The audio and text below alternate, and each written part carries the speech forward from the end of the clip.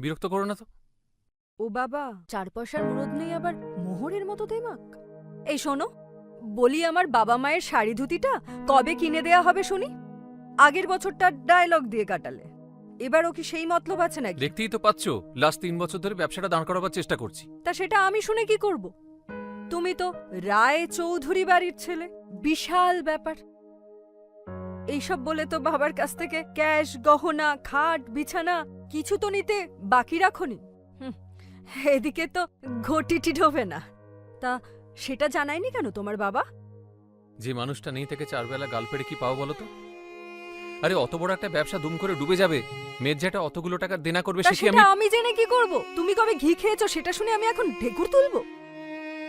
4 বছর বিয়ে হয়েছে, কোন সুখটা পেয়েছি আমি? ওই কি যেন নাম ওই মেয়েটার, চলে গিয়ে বেঁচে গেছে। নদী এখন কলকাতায়। হ্যাঁ, মাসির মেয়ে ফোন করেছিল, বলল দিদি কদিনের জন্য শহরে এসেছে।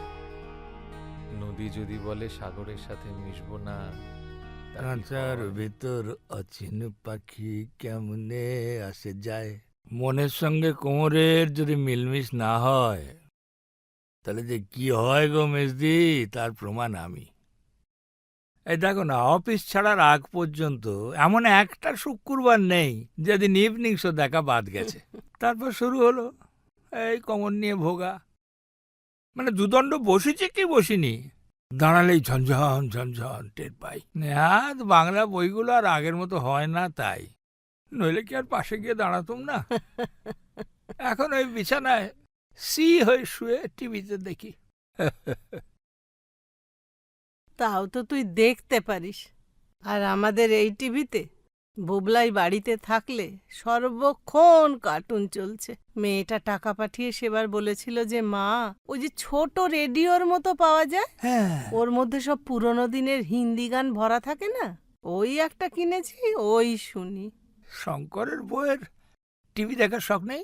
নেই আবার, জবার জন্য তো ওদের ঘরে নতুন টিভি বসেছে। ও। ওতে সিরিয়াল চলে সর্বক্ষণ, শাশুড়ি বউয়ের ঝগড়া। সত্যি বলছি রে ভাই, আমার অনেক দোষ থাকতে পারে, কিন্তু ওই রকম করে ঝগড়া, ও বাবা, আমি ওরম করতে পারতুম না। পেনশন ছাড়া বিধবা মা আর ল্যাংড়া ঘোড়া, দুই না সমান। না, মিথ্যে কথা বলবো না, ওখান থেকে আসার সময় কোনো কিছুই কেনাকাটা করার সময় পাইনি। আর দুর্গাপুজো বলে কথা, তাই ভেবেছিলাম কলকাতায় গিয়েই কাছের মানুষদের জন্য কিছু কেনাকাটা করব। তাই আরে বাবা, ঠিক আছে ঠিক আছে, এত কিছু নিয়ে আসার কি ছিল বলো তো? এই তুমি এতদিন পরে এসছো, আমরা তাতেই খুশি। আমি যে বছর কলকাতা ছাড়ি, তুমি সেই বছর মাধ্যমিক দিচ্ছিলে, তাই না? ও মা, তোমার মনে আছে? ও মা, মনে থাকবে না কেন? তুমি ফার্স্ট ডিভিশন পেয়েছিলে, আর 2-3টে লেটারও। কাকু কত খুশি হয়েছিল, এত মিষ্টি নিয়ে ওপরে গেছিল। এখন কি করো তুমি? ওই টুকটাক মডেলিং আর ফুড ব্লগিং। এই জানো, আমার বিয়ে হয়েছিল, বাঁচা বলে ও বাড়িতে আর রাখলো না। শুভ আবার বিয়ে করেছে। বাট জাস্ট এই কারণের জন্যই তোমাকে শ্বশুরবাড়ি থেকে বার করে দিল? ল অ্যান্ড অর্ডার বলে কি কিছু নেই?